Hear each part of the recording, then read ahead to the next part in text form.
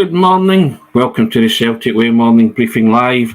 I'm Tony Haggerty at a Haggerty10 on the Twitter handle, and I'm joined today by Sean Martin at Sean Martin TCW and Aidan Macdonald at Aidan C Macdonald on the Twitter handle, respectively.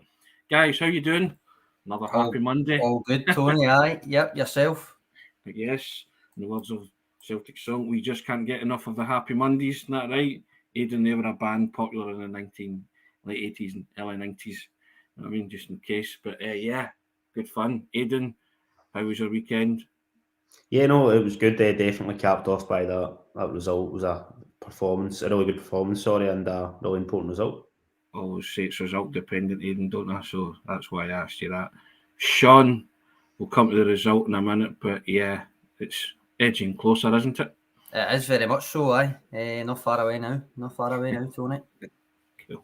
Now, first things first, guys, get involved. You can win 2 tickets for the Celtic Rangers Scottish Cup semi-final by subscribing to the Celtic Way. It costs you £4 for 4 months, as you can see on the picture there. Alistair Johnston biting his League Cup winners medal. And all you have to do, for the click of a button, to win these tickets is subscribe to the Celtic Way. www.celticway.co.uk/subscribe.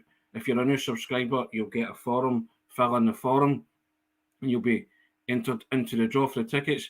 And existing subscribers, look out for the forum dropping into your email box. Fill it, and you could also win the chance. Great prize, 2 Scottish Cup semi-final tickets against Rangers at Hampden, April the 30th, end of the month. £4 for 4 months of unlimited access to everything that's written on the website, guys. Click of a button, www.celticway.co.uk/subscribe. Get involved. And we also say thank you to SENECA. As everybody knows, the Celtic Way Morning Briefing is now sponsored by SENECA Medical Group. And SENECA are the #1 hair transplant company in Europe, and they offer innovative hair restoration treatments.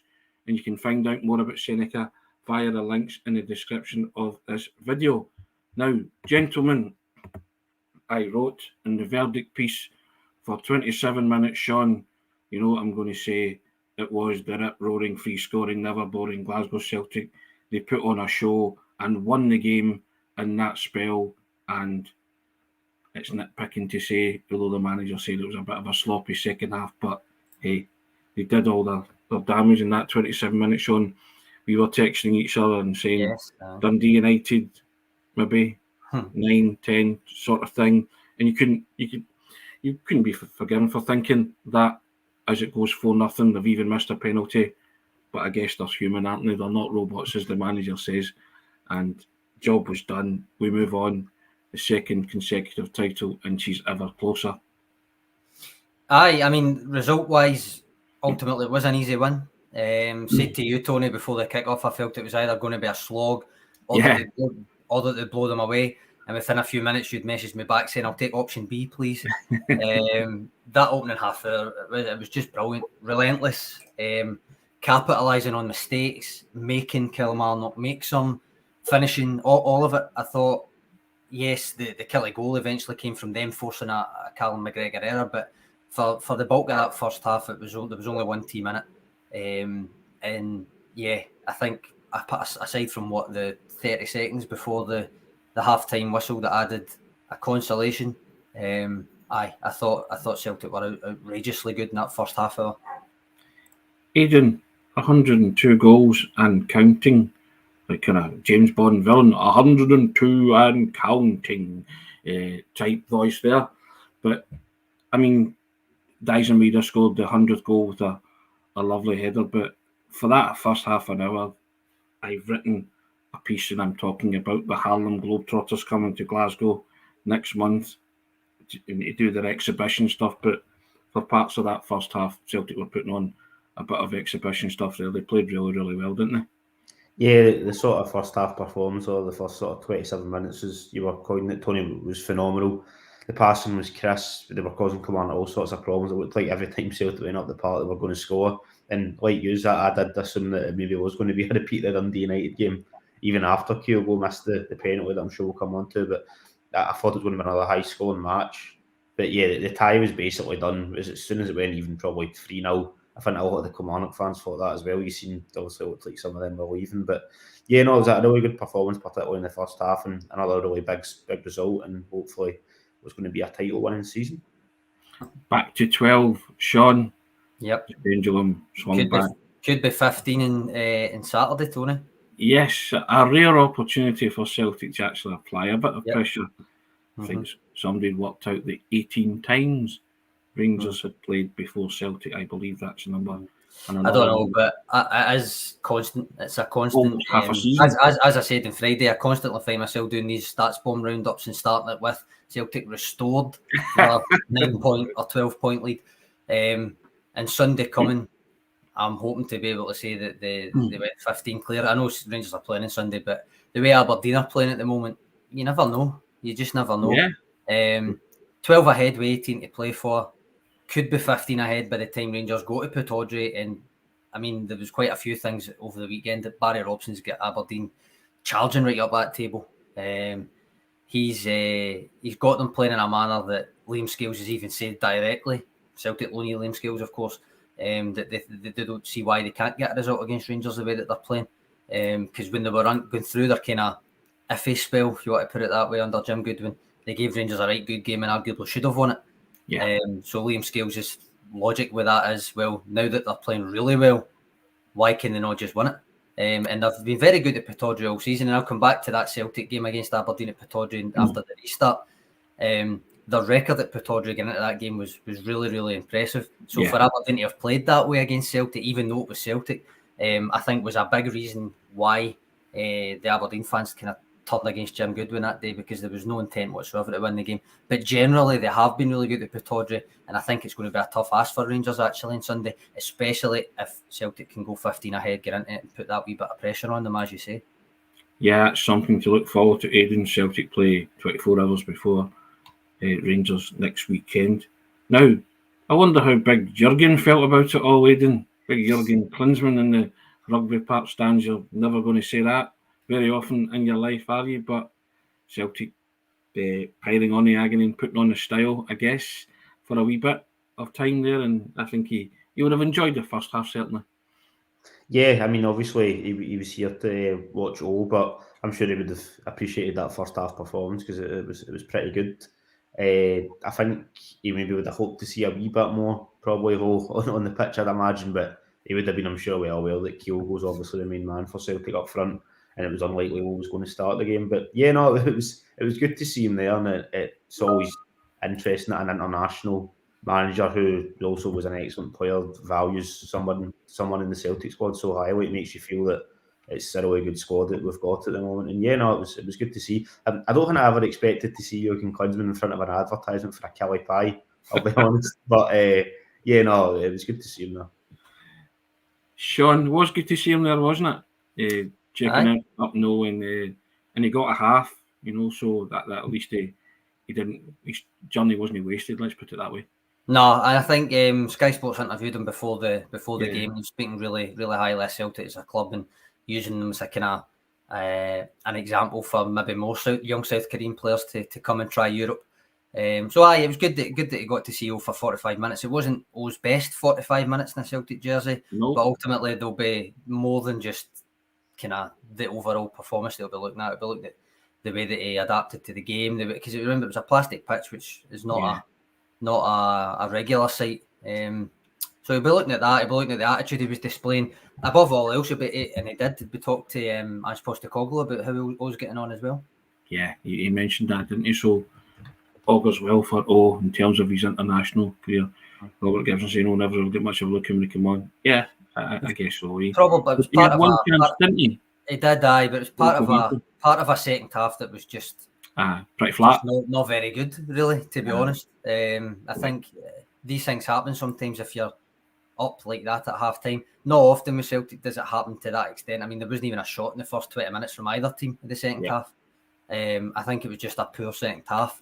But I mean, we'll come on to the goals in a minute and different things. But I think it wasn't the ideal half for him to come on. So just a poor second half. Okay, well, let's take the goals. First goal, Kyogo latches on to a mistake from Fraser Murray, was it? Fraser Murray? Fraser Murray, aye, yep. Fraser Murray, who had the kind of game we were talking about off air. He had a Fernando Rickson spell, didn't he, in the 6-2 game before getting hooked. Just couldn't do anything right for doing wrong. And so the first one goes from an attacking position to hitting it crazy, kind of backwards pass. I mean, you've still got to credit Kyogo for the. Well, no, I am. But it was. I mean, even Derek McInnes wasn't happy with the choice of pass there, because I don't think he was really getting pressurised that much when he controlled the ball, and I think he just kind of panicked and decided to hit it back, thinking it was a safe option, forgetting who was prowling about that area. So Kyogo's on his bike, receives the ball, checks inside with a kind of, step over, and quick feet, but it just seemed to have an inordinate amount of time to then take a touch and then drill it into the net, Aidan.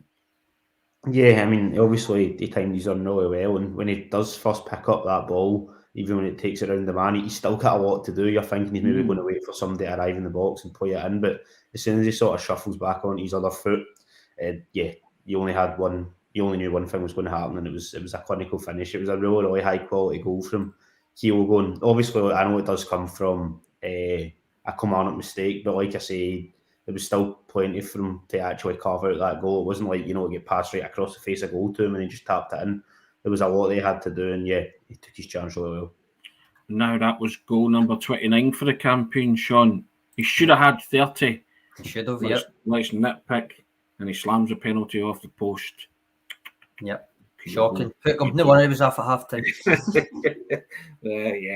The kind of only nitpick there, I guess. We had a discussion at half time, didn't we, Tony? You were doing the ratings. Because he played really well apart from that, but he did miss a penalty, so you're going, right, well, he only got 45 minutes, but he scored a goal and he played well, but then he missed a penalty. What's an appropriate mark for that? Because usually 45 minutes, it's really hard to get like a 7 or 8 if you play 45 minutes. Then he missed a penalty, but he scored. So he ended up 7, wasn't it, that he ended up going for? Which I think was fair enough, because he did only play a half, missed a penalty, but played well and scored. So now the second goal, which signified the 100th goal of the season for Celtic, wonderfully worked goal. Sean Haksabanovic, Alistair Johnson, brilliant dink cross, Maeda coming in at the back post, and textbook header, just put it back to whence it came. And the goalie's got no chance. And a lovely way to score 100 goals. And your man Maeda won you a couple of pints with a private bet with one of your mates. But but just doing that. And I thought Maeda had a return to form yesterday as well. I thought his touch was excellent. He had the beating of the fullback. Just that distribution at times when he gets in those areas. When he fires it across and it's like an exocet, it comes off his boot. Just a wee bit more composure. Steady yourself and maybe look up at times and pick somebody out as opposed to just fizzing it across. Him against Lewis Mayo, there's been a few times this season we've played Kilmarnock, obviously. Him against Lewis Mayo has been an interesting battle. Each of the times, just physically, because Lewis Mayo's quite big to be playing right back. And Maeda, although he's only about my height, he's only about 5'9" or something like that, but he's physically robust, he's strong, he's fast. You see him every week, you know what he's like. He doesn't back down from a challenge. So it's been interesting, the two of them going at each other. But I thought on Sunday there wasn't much of a challenge from Lewis Mayo. I thought Daizen Maeda had him on skates a few times and just had the beating of him, as you say. I'm going to put this up, see what you think, Aidan. Angelo Tyro says Daizen Maeda's rebound miss was worse than Kyogo's penalty miss. I'm not having that. One was a free shot from a standing start. I thought he might have maybe. I thought maybe Daizen could have done a wee bit better, but I wouldn't say that it was worse than Kyogo's miss. The ball is pinging off the post at quite a fast pace on that surface as well. He may be a wee bit disappointed with it, but no, I think the sort of main mistake there is definitely Kyogo's miss from the spot. Tony? I think he was that confident in Kyogo scoring that he didn't expect to get the ball slammed off the post and kind of got it caught between his feet, didn't he, before he had a chance to do anything. So I'll give him the benefit of the doubt on that. Max starts saying Maeda rinsed Mayo all game. He had the beating of him, let's put it that way. And I'll come to it, but Kobayashi's passing to him in particular. Well, I mean, it's not the second goal, is it? It's not the second goal, but you mentioned the second goal when we were talking about Maeda there, but the Greg Taylor pass sticks out. Yes. For O'Reilly's first goal, yep. But It was pass. Kobayashi's pass to Taylor to begin with that all up. let Taylor get it. Yep. I think Kobayashi did a good game. We'll come on to individuals, but I had a wee glimpse at the stats already, and it very much does reinforce that he had a good game. Put it that way. Yeah. Well, Matt O'Reilly, delighted to be back in the score sheet, but that's 2 excellent games. When the studs get caught in the carpet, that's what I thought it was. I have to say. 2 goals from Matt O'Reilly. Return to form, he was excellent against Rangers last week, Aidan, and 2 cracking finishes again on Sunday. And you can just see there was shades of the old Matt O'Reilly there, wasn't it? That confidence is back, playing a bit of a swagger, had his head up, really creative, deservedly one man in a match, in my opinion, but a couple of other contenders he had. But yeah, I was delighted with him, and 2 cracking finishes, side foot for the first one, and then, high, tuck away, excellent. But yeah, I was delighted to see him, because I think very highly of Matt O'Reilly and speak highly of him. A baller, Aidan, as I call him. Yeah, he was really good yesterday, and it was excellent to see him back, sort of playing like that. That's the sort of player that we've seen when he made his debut at Tynecastle, the 3-0 game against Rangers, for a good spell last season. So the fact that he's now chipping in with goals, he's also been getting assists pretty well over this campaign. His numbers, I think that's 12 assists now in the league or all competitions. Sorry, so he has been contributing, but I know he's been getting a wee bit of criticism, and we've said at times that he's not maybe been quite up to the standard that he was last year, as well as obviously Hatate and Moy both been excellent. But yeah, he did really well at the weekend, and both his finishes were solid. I don't want to skip ahead, but particularly for that second goal, it was a phenomenal finish. Yeah, lots of comments coming in about Matt O'Reilly. Sean PMG saying he's back. Kaiser saying off the boil here, hold my beer.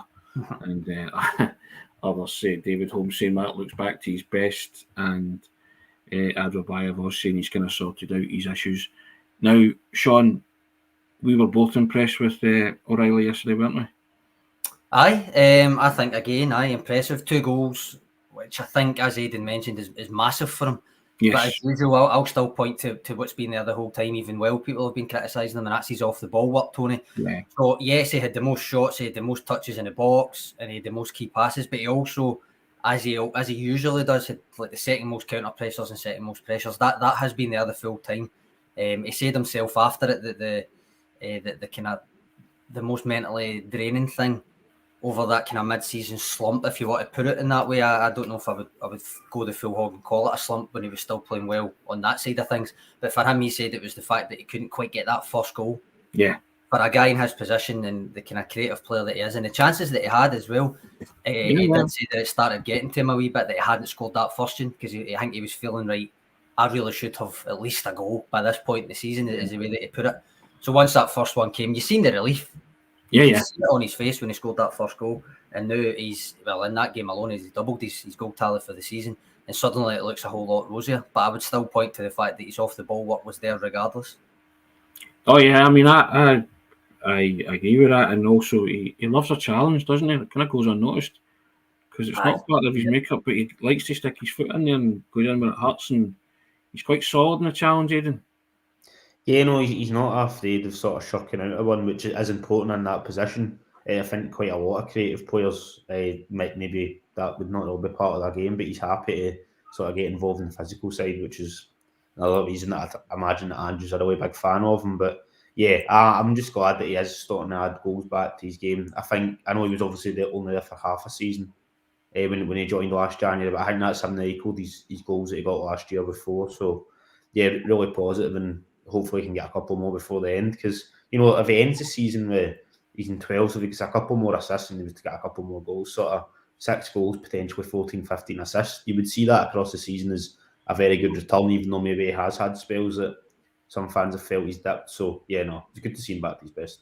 Tory, given that we've already, that's 2 Matt O'Reilly goals we've talked about, suppose we need to come to the Kilmarnock goal. I'm going to put this up for you first. Derek Crawford, Callum McGregor showed he is human with his error for the Kilmarnock goal, but ultimately Derek says just glad that Celtic were able to take him off early for once as well. Yeah, I said to you, and I wrote it in the player ratings, uncharacteristic error from McGregor. Aye. But I think even once he's lost the ball, that the goal could still have been prevented. Thought Kobayashi did absolutely brilliantly for that block, but Hart, having saved the first one, then for me goes to ground too early for the rebound. Should have held the first shot before the goal. You were saying that as well, weren't you, when we were spoken? I wondered if he could have. I wondered if he could have. We voiced that concern. To be honest, Tony, when I see it back, it's not so much that he didn't hold it, because I still think Peter's got a point. I think he maybe could have held it, but it's not essentially still saved it. But I think after that, what I would ask was, could he have got up quicker? Yeah. I one think could he have got up quicker, and two, could he not have thrown himself back to the floor? Well, when I looked at it, when I watched it back again, I think he kind of stumbled. He might have stumbled when Kobayashi blocked Armstrong's shot, because I don't know. I think naturally, as the goalkeeper, he was moving his body to save that shot, but Kobayashi, I thought he did really well in that sequence, because he got up and was back in the line before Hart was over. Didn't manage to stop it, obviously, but he still got back. But Kobayashi blocked that shot, and I think Hart stumbled, and he was kind of off balance when Donnelly ran in and took that extra touch round him, and he just get left floundering a wee bit. So that was the question I had. That's what I put into the group chat after it in real time, and then looking back, that's the way that I perceive it as. He stumbled, and that stopped him getting his footing to get back up. I just think it was a kind of catalogue of uncharacteristic errors there, Aidan, but a notable and honourable mention for Kobayashi, who tried his damnedest to keep it out the net, and we'll come on to Kobayashi because I thought he was absolutely excellent. But all not being hypercritical of Joe Hart, just more observations, and possibly he could have got, and maybe he did kind of stumble, but I just thought he was too quick to go back to ground. But if he stumbled, then I'll cut him some slack. Ultimately, it didn't matter, but just you're better doing these things at full nothing, aren't you, than it costing you. So we can cut them some slack. I think Ange Postecoglou said as well about Cal McGregor. He's allowed one mistake or something. So Edward Wyavos comes in saying his studs get caught in the carpet as well. So there we go. Might well that's when in doubt, blame the rugby pitch. But I think Derek Crawford's get it right. Yeah, Kilmarnock forced a mistake out of Cal McGregor, which doesn't happen often, but it did happen there. He got overpowered, and that's what led to that goal. Now, obviously, we're looking at it kind of more granular there and saying, right, well, once they've actually got the shot away, one, was there an opportunity to clear it? Two, should Joe Hart have done better? I think that's all fair questions, but ultimately Derek's right. It does come from Cal McGregor being caught in that area. Yeah, I mean, there's no doubt about that. Aidan, Cal Mac, uncharacteristic mistake. We let him get on with it. We move on. It didn't make any great dent to the scoreline, did it? No, it didn't. I mean, I know Andrew might be a wee bit frustrated that they've potentially thrown away the clean sheet there, but mistakes can happen the odd time, and Cal McGregor, you can probably count on your hand any sort of mistakes that he's made since Ange came in, and probably even less when it comes to mistakes that have led to goals. Obviously, you can occasionally misplace a pass, but it was just one of those ones. And the person I felt sorry for was Kobayashi, to be honest, because he seemed to be on a sort of one-man mission there to prevent the ball from going in the net. But these things happen. As you mentioned, Tony, I think you summed up quite well. If you're going to do something like that, it's okay to do that when you're 4-0 up. Let's talk Kobayashi, Sean. Okay. Baller. I said it at Tynecastle, didn't I, when he came on for the second half? And there was one moment where he took the ball on his knee and just played it, and it was just effortless. I thought yesterday it was effortless with him, and some of his passing was outstanding. There was one he fished to Maida, who took it first time, you probably remember it, and on a stride, on a run, and it was. But I just thought that Kobayashi just looked. He looked very elegant to me. Yep. He was very kind of, and I'm not comparing the two. I'm sort of saying, but the way he was very Alan Hansen-like to me, elegant. Right. Get what I mean in terms of his distribution, and in that surface, you saw what it was doing to other players. Didn't do it to him. Just looked really, really. I don't know. He looked really, really good and powerful, and somebody who will be a tremendous asset moving forward for Celtic once he gets that run of games that he's certainly chapping on the door. But I just kind of, and I know I'm allowing for the opposition not putting him under much pressure, but they weren't allowed to put him under pressure because he just looked at it and slotted in there and was brilliant. Because normally if you go to Rugby Park without Cameron Carter-Vickers, you'd be worried. You weren't worried, were you? No, but I thought again. Anytime I've seen him, I've liked him. I think he's the crispness of his passing, his composure, the fact that he's a natural lefty, which Derek Crover comes in and says here he gives better balance when he plays. Yep. Natural left foot allows to move the ball out that side so much more efficiently. I think that's the aim. I think that's you've seen that anytime he's played, even though it's been limited. I think you saw it again at Rugby Park, to no surprise, I don't think. I think when I looked at the stats, 95% passing, but he had the most passes of any player, but he also married that with the most aerial wins in the game as well. So it wasn't just that he was building up for the back. When the ball came into his area, he was winning it as well. As Starfelt does, you've got to say that. Yeah. And I think Starfelt going back to the right centre-back, because we were on the phone before it, Tony, and I was saying that the way Celtic put out their lineup annoys me, because I don't know, I think they've just got a template and they just put people in that have come out rather than actually put it in position order and all that. So they technically had Kobayashi playing right centre-back in their lineup, and I was like, it's just not going to happen. But I was intrigued to see what Starfelt would be like on his natural side again, because he's not had many chances to play there for Celtic. I thought he'd pretty much the same performance as he does on the left. I thought he was still good. But Kobayashi being on the left, I think Derek's right. It does give better balance, and that's not a slight on Starfelt. It's just a natural. It's a natural offshoot of having a left footer in that position when you're a team that builds up from the back like Celtic does. Given he hadn't played at all since that 45 minutes that you mentioned against Hearts over a month ago, I thought his levels were really at the top for me. And I said this as far back as his debut, I'm still really intrigued to see what he would bring alongside and next to Taylor at the same time. Yep, that's something that's uppermost in my mind as well. Aidan will be tied them that it gets the team sheet wrong when Sean's around. Pedants of the world unite and take over. Now, yes, indeed. But he is naturally left-sided. There is that great balance it showed yesterday. And it's quite exciting to think of what Sean's saying there, him and Carter Vickers and Taylor on the side. But he just looked every inch the elegant, calm, composed defender yesterday, didn't he? Yeah, he did. I've been no impressed with sort of all Kobayashi's performances. He sort of 3 starts and then the second half at Tynecastle. He's barely put a foot wrong, if any at all. His passing's been good. He's been strong at the back as well.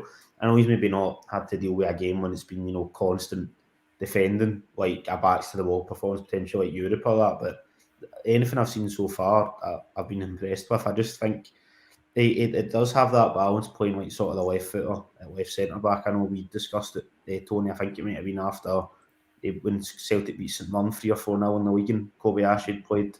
We'd said that it was pretty impressive and it seemed to make the ball flow a wee bit better.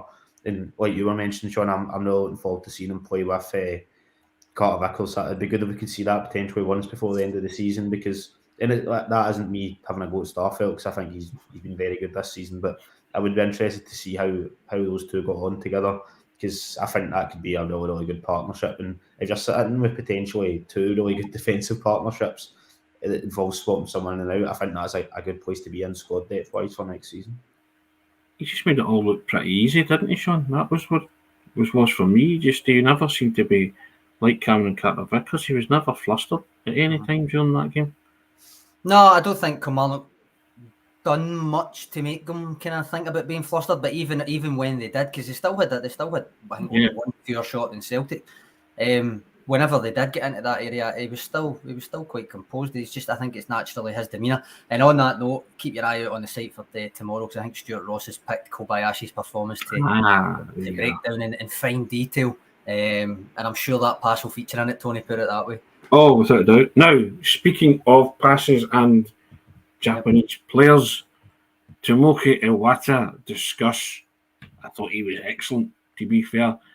And I highlighted one of the passes that caught Kyogo on his heels, which would have been the assist of the season, because he just threaded a wonderful ball through the kind of camel through the eye of the needle stuff, as I said in my player ratings. It was a brilliant pass, but unfortunately Kyogo miscontrolled it. But would have been loved to have seen what he did had he controlled it and scored. It would have been a wonderful goal. But I just thought his work rate, his energy, his pace, his passing was on point. I think he gave the ball away once, to my knowledge, Iwata, but he just really looked the part there in that middle of that midfield, Sean. And I can't praise him highly enough, because that surface is that can do for so many players. But he strolled it. He absolutely strolled it. He did stroll it. I thought he had a good game. He did give it away more than once, right enough. But I can see why it came across like that. I think for me, the one thing that's been true about Tomoki Iwata from his debut until now, whether it's been a half, a start, 20 minutes, whatever it's been, and I've said it before, is his willingness to move and show for a pass. Yeah. It seems simple. It seems like that's naturally just what you should do. But there are many players in that position. I would even contrast it, without meaning it as an insult, but I suppose it is, to James McCarthy doing that. The best way I can think to describe it is that almost mid-table mentality type thing of admiring your own pass, because that's all you're really there to do is win it and pass it on. Whereas Iwata is definitely all about creating a passing option. Whether he wins it and passes it on or not, he's immediately moving to offer another passing option, even if it's for 2 passes down the line. And I think that's been true since his debut. So basically, no wonder Ange Postecoglou signed him twice, is what I would say. Yeah, it's the same with Hagggerty though, isn't it? They're never static. These guys are always on the move. I mean, as the old give and go, they are both giving and going most of the time. And I think they are. It's no surprising to see that their energy levels are exhaustive. Aidan, because the two of them have decent innings, and it's no surprise that they end up, getting hooked. Hagggerty, because they're just constantly buzzing around, and you can't keep that up for 90 minutes. So it's a feature of the Japanese midfielders that I have noticed. They are constantly on the move, regardless if you're playing supposed 6 role. Because Iwata yesterday, I thought, was pretty mobile, very mobile. Yeah, definitely. I mean, you can see why he was the Cheetah League Player of the Year, can't you? He's looked very, very impressive in the sort of games he's been involved in recently. I mean, he was coming into already pretty strong midfield when everybody's fit. Obviously, McGregor, Hagggerty, Moy, O'Reilly. Sorry, I was forgetting somebody else. O'Reilly, Turnbull. In terms of they're all really, really solid options. And when you see Iwata coming in, I think we discussed previously, or maybe is going to be someone for next season. But it looks like he's going to, I think, as a comment was saying there, it is going to be quite hard, I think, at the moment to keep him out of that starting 11. I know we've got Hagggerty to come back. Moy probably, getting back to full fitness as well. But Iwata, he's been really, really impressive. Sort of the game against Ross County, I thought when he came on against Rangers, and then the game yesterday, he's looked really, really solid. And yeah, I think Ange is going to have some interesting decisions to make in terms of that midfield three between now and the end of the season. Never mind Ange, we have to pick XIs, Aidan, soon enough for big games coming up. Nightmare. Sean, that's a curveball if ever there was one, with Iwata coming in and playing like he did, isn't it? Great headache for the manager. We have no headache, but go on. It's an ideal headache, I suppose. It's an ideal one. I suppose I want to see if Hagggerty makes it back for the Motherwell game, because then it really will be a choice. Yes. If Hagggerty doesn't get any minutes, I think it might lend itself to Iwata getting the nod. But then you've also got to throw an Aaron Moy in there, because would you put it a gate? Would you rule out it's McGregor, Moy, O'Reilly? I wouldn't. So it's hard. It's hard to say, and when it comes to that semi-final predicted 11, you know what I'll do? I'll get into my own head. I'll be up all night before it. But I think with Iwata's performance against Killie there, I'm saying about the passing lanes and all that. The one thing I do want to see him try a bit more is his own passing, in terms of, he was crisp with it, 91%. It was accurate, but I think maybe try a bit more in terms of creativity with his own passing, because in a team like Celtic, there will be chances to do that. That one that you mentioned for Kyogo aside, I want to see more of that more often, is what I would say. That attribute that he's got, we're looking for, to create space for his teammates. I mean, if you think back to Ange Postecoglou's mic'd up first session, that was part and parcel of that, where he was saying you're not involved just because the ball's at the other end. You need to be thinking about creating a pass and always moving, making sure your teammates get someone to pass it to. That's essential in this system, and I think Iwata lends himself to that. Again, that's why he signed him twice. But you combine that with the motor that he's got, and even yesterday he was third for pressing, top for counter pressing. It means he's doing really quite well, given that he's had limited minutes. That's a fair shout, Sean. Ange Postecoglou, because he's drilled that into them. They're never not involved, are they? Everybody, Aidan, always on your mettle, always on your guard. You are always involved. and if always looking, always scanning to see what's happening. And I think yesterday, for that first 27 minutes, that's what I saw, a team and an 11 who were always involved. Yeah, as you know, it's been said so many times, but they do never stop, because that sort of first 27 minutes was just constant. Literally every time they went out the park, I know I've already kind of compared how I thought it was going to end up like that Dundee United game, so I don't want to repeat that point too much, but as we all remember, it was literally, it was pretty much every time they went up the park they scored in that game. It just felt the same. It was just so quick, so crisp, and yeah, Awata was a really important part of that. But I think obviously what Sean said there about and maybe trying to make more sort of killer passes. We'd said before that Hatate is quite good at that, which is why sometimes his passing stats, when you see the numbers, maybe are a wee bit lower, but he's potentially made 2 or 3 really key passes in a game, and hopefully that's something that will come with Awata as he plays a wee bit more, or if he plays a bit more, if Hatate's going to be missing from Motherwell, for example. I think he's grown into that, Sean, and I think that one that I highlighted, the pass to Kyogo, will let him know that he can do it, and I think he'll be confident moving forward. If he gets the nod to start against Motherwell 2, I agree with you. No, I definitely agree with you. Because Ange encourages that. It's similar to the way that Aaron Moy started, where you could just see that he was playing within his passing. He was keeping it simple. He was getting his cell up to fitness. A lot of the times it was because he was coming on in a game that didn't really require him to take a risky pass, but then there was a couple that come on and I don't think he showed the best of his passing. And then once he got the confidence up, once he got the fitness up, once he started getting a wee bit more game time, you've seen Aaron Moy switch with the passing as well. And I think it will happen with Iwata. I'm not saying he's got the range of passing that Aaron Moy has necessarily, but I think there's similarities, there's parallels that can be drawn there. And I think you're right. I think that you've seen that kind of pass to Kyogo will give him the confidence that he can do it, because everything else about his game I think was really, really good, as you can see with what I said. But that's the only thing I would say, and it's not even a criticism, it's just what I want to see to an area to progress going forward. It's that kind of thing, and I think there's parallels with the Aaron Moy start to the season there. Anything else strike you, Aidan, that you wanted to bring up? O's cameo or O's boot in the head where some managers were? Any other? Well, we're going to that then. Or I was going to say any other individuals. The only other thing I know you did mention, it was just to highlight the Kobayashi pass and the sort of lead up to the third goal. I know we did touch on Kobayashi himself, but I thought that was good, just showing his range of passing. In terms of individuals, I thought Haksabanovic did all right. Right, okay. He's an excellent driver too, aren't you sure? I thought Haksabanovic did okay. I know he maybe didn't have like a direct assist. He was involved obviously in the sort of build up for Maida's goal, wasn't he? But yeah, I thought he was fine. Just on a day, obviously, when there was 4 goals, the fact that he probably didn't have a direct assist or a goal himself might frustrate him a wee bit, or leave people to think that it wasn't his best performance. But I thought he was okay. Maybe he was one that struggled a wee bit on the surface. I don't know. He did come in for some criticism, and I noticed a few comments. Yeah, that was why I thought he probably played himself out of the team, that kind of thing. But I don't know if I'd go quite that far. I mean, if Jota is back and available next week, then fair enough. Haksabanovic probably will drop out, because we know that he's likely to start Maida. But yeah, I thought he did all right, to be honest. Tony, he played a pivotal role in that. Playing Johnston and linked well with him for that goal. But as I said, it was. I get where Aidan's come from. I think he did okay. I think that's probably a fair assessment.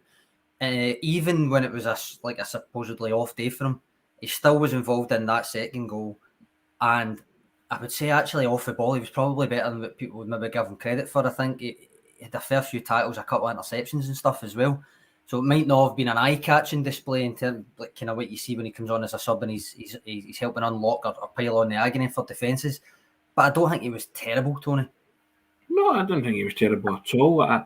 Has he given Ange Postecoglou the same dilemma, with Jota coming back in as Iwata has? I don't think he has. But you take everything on its merit, don't you? You're quick to latch onto negativity with players, So, but he did do a few positive things. Has he made Ange's head turn with that performance? No, but it's a terrible surface. It's maybe not his game, and he's not a natural right winger, is he? He's probably better on the left, isn't he? If you're asking me, and he has played both. He entertained, but I think he's a better left winger, cutting inside. onto his right, just because he has done that with goals that he scored in the past, hasn't he? Drifted in from the left and bent them in with his right. So, so I a couple of factors, but I'd rather focus on more positive things. He did okay, he did fine, but it wasn't the head-turning performance. And I think the thing about Haksabanovic is there's a wonderful player there. I would like him to produce more, because I think he's capable of more. He tells you of himself he's capable of more, and I just don't know if that pitch was conducive to, helping a player like Haksabanovic actually show his worth. And I'll cut him some slack on that, but I still think he's got a valid contribution to make moving forward. Wasn't his best game, but he wasn't alone in that, was he? So, or hasn't been alone in that at points this season. So, but he did help. He did really well for the assist for Alistair Johnson to get the crossover. So I'd rather focus on those kind of things. It's easy to get holes in players' makeup, isn't it? So I'd rather with a player like Haksabanovic, I certainly think you focus on the positives. Right. I mean, again, as I say, I think he had a wee bit more of a defensive contribution than people might give him credit for. But I think ultimately Jota's. Well, people want Jota to play on the left all the time as well, so you've almost got three of them there that you would prefer on the left. But Jota, as Alan Morrison did when he dived into the data, all that kind of stuff, you're still getting an absolute player with Jota, whether it's right or the left. Oh, yeah, of course. He's slightly more creative in the right, I think, was the conclusion, and slightly more of a goal threat from the left. But then Maida's better on the left as well. Haksabanovic has played in the right and played in the left plenty. He's also plays in attacking mid. I would probably agree that when he's come on as a sub, certainly he's looked better on the left. Yes. So it just depends on the permutations that he's wanting to use. But ultimately, somebody came in there saying, where was it? That ultimately he was asked to play in the right and he played in the right. So to his credit, it's not as if he says, I can only play in the left. Yeah. First of all, I don't think anybody would have the cojones to say that to Ange Postecoglou. No, not the slightest. But it's true that the surface wouldn't have helped. The fact that he started might not actually have helped either, because he's not used to starting. But ultimately, do you want to see more? Yes. Will we see more? I think so. Was it as poor as maybe some people are making out? No, I don't think so.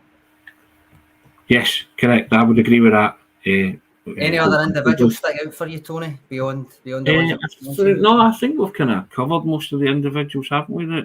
I've got one for you, and no prizes. No prizes for guessing who it is. GT. Greg Taylor. Yes, Derek comes in here saying Greg Taylor's positioning was unreal at times yesterday. Impossible for teams to defend against. He's superb in the inverted role now. He is, and he has been for some time. I think he had a really good game. I think it was, as I said earlier on, his role in that O'Reilly goal will stick in the mind for people, because it was just that inverted thing where he gets into the midfield area and then he played the ball right into the box, and it was really, really impressive. But I thought defensively he was really quite good as well. When I looked at his stats, because I thought it was like, well, he's been involved. I know the teams, even when they don't attack much, still attack the left flank and the left half space and all that. So he's involved in that sense sometimes more than the other flank anyway. But on this occasion, I remember thinking during the game, that's a good few tackles he's had. He ended up with double the number of tackles to any other Celtic player. Only Starfelt had more interceptions, and they had the joint most successful dribbles, which isn't something that you always expect from him. So yes, to the surprise of absolutely nobody, I'm highlighting Greg Taylor again. I said in the player ratings that this guy's just set an incredibly high bar this season for himself, and it's only when he dips below it that people kind of notice, because he's been a solid 8/9 performer all season, for me anyway, and for most of the Celtic supporters, Aidan, I think that they would agree with that. He is just so comfortable at that inverted fullback now that it's actually frightening. You know what I mean? And I think that's a good point by Alan there, that he knows every blade of carpet and that awful pitch. So yeah, I'm like you, Sean. Can't praise Greg Taylor highly enough, and he won't get the Player of the Year, but he probably should get it. As I say, there's about 5 or 6 Celtic players that should be enough to be in a mix. Because you heard me say it before, I'm never a defender. None of my favourite... I don't automatically migrate to defenders when I'm talking about favourite Celtic players. It's always the goal scorers and the headline grabbers, these kind of guys. But if you're asking about somebody who has turned up week in, week out and a role model of consistency, then you are looking at somebody like Taylor Aidan, but he'll probably get overlooked because he doesn't score the match-winning goal or whatever, did it at Tynecastle in the season. And then that becomes unlikely match-winning hero, that kind of thing. So you're kind of... But I agree with Sean. I think he's been absolutely solid this season and a consummate professional, and just somebody who now reveling in that kind of inverted fullback role and just ghosts into position now. And because he's got that pass through the fullback to a T, he just looks every inch a footballer as well when he strides forward. Yeah, to be honest, it's hard to believe that he's never really played the inverted fullback role before Ange came in. He looks so natural at it. You would assume he's a player that's been doing it for years, either before he came for Celtic or... He did play midfield as a youth player, I know he did play midfield, but the sort of like coming in from having to operate as a fullback that's coming in the middle of the park and then making sure you're also maintaining your position. Like, yeah, he's so good and he's passing as, like you say, that played midfield, Sean. He's passing as of a calibre of a player like that. He very rarely is loose with the ball at his feet, and yeah, he probably won't get Player of the Year, to be honest, but he should definitely be in contention for it. Probably just like you mentioned, Tony, the fact that he's not, a striker or a midfielder that's going to have a lot of goals or a lot of assists. Probably will count against him, but he should definitely be in contention for the award, no doubt about that. I think naturally playing the inverted role means that you're probably in line to get less or fewer assists than you otherwise would playing as a traditional fullback, because you're playing the pass before the pass a lot and trying to get the winger one-on-one with their fullback and all that. But when you put this up, Sen and Short saying Taylor's improvement this season has been like Ralston's last season. I think Sen and Short is selling Taylor short there because he was outstanding last season as well. I remember I mentioned more than once, I mentioned probably done it to death at the tail end of last season, that Greg Taylor was a standout performer in 3 of the 4 biggest games last season, domestically certainly. Yeah. So I think that's slightly selling him short. I think he was already outstanding last season under Ange Postecoglou, and that was despite his was it 3 months he had out with injury, or a couple of months anyway out with injury. Now I remember one year Fernando Rickson and John Hartson shared the Player of the Year award. Now I'm all for that. Edward Wyer was. Just give Can you split it 6 ways? Aye, Hatate, Kyogo, Greg Taylor, Cameron Carter-Vickers, that kind of thing. Yes, indeed. But he should have an honourable mention, let's put it that way. And probably won't win it for the reason we've stated, but hey, good luck to him. He's been outstanding this season. Now, we touched upon it a minute ago, but we'll talk about it. O's high kick, the one that Derek McInnes was apoplectic about, and just, he wanted a red card because one of his players get red carded for a similar offence in the season. Giakoumakis took a high boot and the player wasn't red carded earlier this season against Dundee United, didn't he? So refereeing inconsistencies again, I guess, but I give O the benefit of the doubt on that one. It would have been just like the thing if Klinsmann had turned up, Aidan, and our man got his marching orders for a high boot on someone's head, but it was slightly dangerous, and the referee, I think, made the right call in the end. Sean? Aye, I think a booking was the right call. I think, to be fair, to try and be fair to Derek McInnes, I think I think we can all agree it wasn't a red card, right? But I don't even think Derek McInnes thinks it's a red card. I think his point is that only a matter of weeks ago, his player got sent off for pretty much the same thing. He didn't touch the player then either. He did take the ball down, same as O did.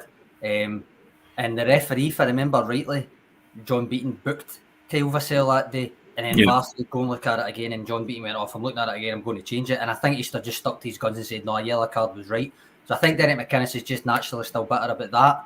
and I don't think he actually thought that should have been a red. I think it was just trying to get his point across by saying, well, that happened a few weeks ago, and it was pretty much the same thing. So why was that not a red? I think that was what he was getting at. Obviously, that's not actually what he said, so you can easily say that I'm looking into it too much here, but I think that's what it was. Aidan, do you agree with that?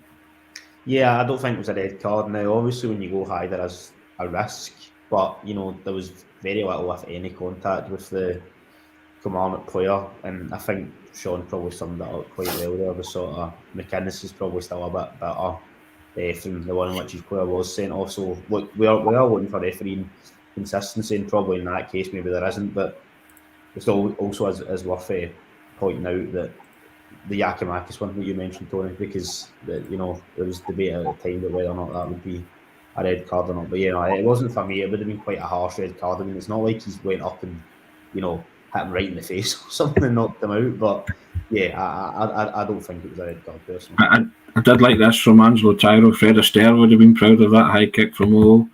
And I agree with this from Derek. He's very clumsy at times. He's been booked a few times where he's just come on a pitch.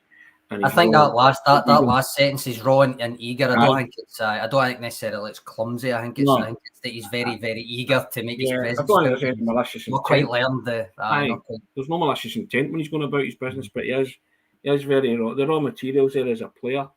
I think he's a talented boy, but that kind of eagerness to impress as well and make an impression very early in your Celtic career maybe takes over at times with Now, that's been 50 minutes.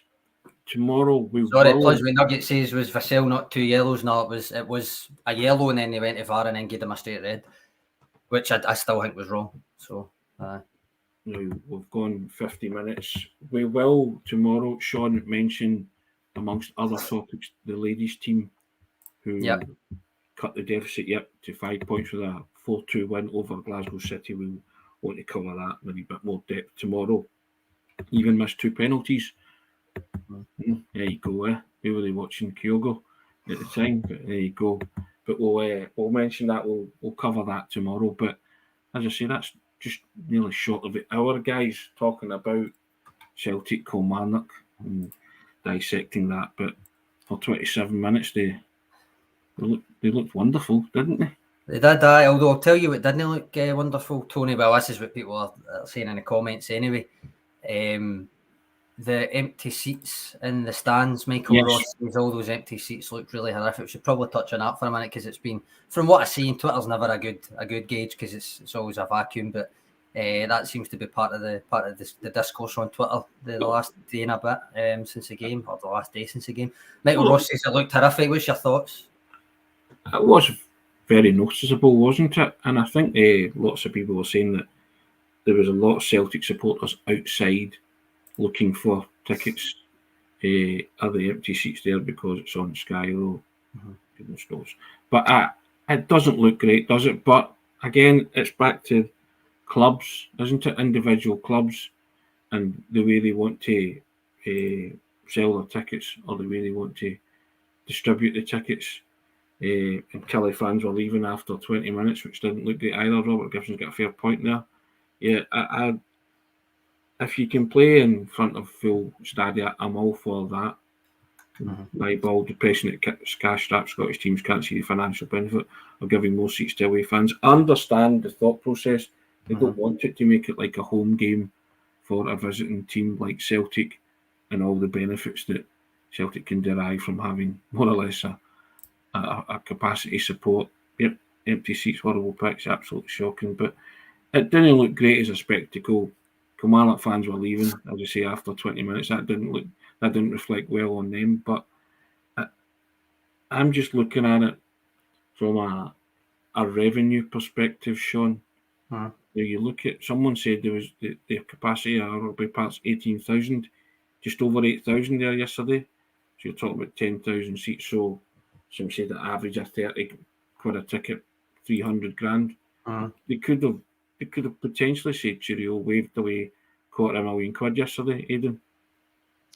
Yeah, I mean, obviously, the only thing I would say is I can kind of understand from the point of view that obviously Kilmarnock, if they're trying to win the game, they probably don't want it sort of full of Celtic fans. Now I know there was already a stand of Celtic fans there who were all sort of loudest throughout the game, but maybe they didn't want the sort of whole, not the whole stadium, but the majority of the stadium being taken up by away fans. But then I know there is the argument about all those empty seats probably doesn't look the best on the TV, and then also financially for Kelly, they would have made obviously quite a bit more money if they did what they used to do with that sort of other stand behind the goal also being offered to away fans. But yeah, that'd be my only thing. Like I kind of can get that they probably feel it's maybe giving them a wee bit more of a chance if they've not got two massive stands full of away fans. But then I guess the counter argument is, Livingston gave Celtic even more of the stadium, or they still do, and then they get plenty of victories for a while or draws against Celtic at home. So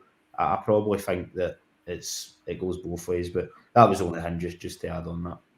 Sean? Listen, I get it. It looks poor on TV, but ultimately it's Kilmarnock's prerogative whether they offer more seats to the visit team or not. It is what it is. I think yes, they are losing out on more money that would conceivably allow them to reinvest more in the squad, and then at a later date withdraw those seats again when presumably their own fans would be more interested in going. Livy prioritised, Aidan mentioned, Livy prioritised getting the cash. St Mirren prioritised their own fans, and to an extent, there's simply the point of view that who would want a visiting team to have 3 out of 4 stands in your own stadium? It looks very poor on TV, but ultimately it's Kelly's prerogative, and you've just got to kind of suck it up really when they say it, whether you agree with it or not. I understand the reasoning behind it, and it is sound, I guess, but logically. Suppose there's a question, as much as obviously it was a Celtic away game, and that's why it was selected for Sky. But that Edinburgh derby not being on Sky over the weekend, I think, was farcical. So I don't really know if that game should have been the one selected, even though it was a Celtic game. I totally agree. And I don't know why it had to be one selected anyway, but there we go. Do you think that maybe played a part in the crowd as well, the fact that it was on Sky? I mean, you seen with that Edinburgh derby. That's some guys commented that, yeah. So. Mm-hmm. The Edinburgh derby should have been on the TV, the one that they should have picked. But yes, well, that's just shy of the hour, guys. Time flies when you're having fun, doesn't it? When you're discussing the rip-roaring, free-scoring, never-boring Glasgow Celtic, indeed, having a happy Monday. It's a wonderful start to the week and all of that kind of stuff. Now, just direct everybody to the ticker tape running along the bottom. You've got to get involved in this, guys. You have to, because you could be at Hampden for the Scottish Cup semi-final against Rangers. Potential tilt at history for Ange Postecoglou's Celtic.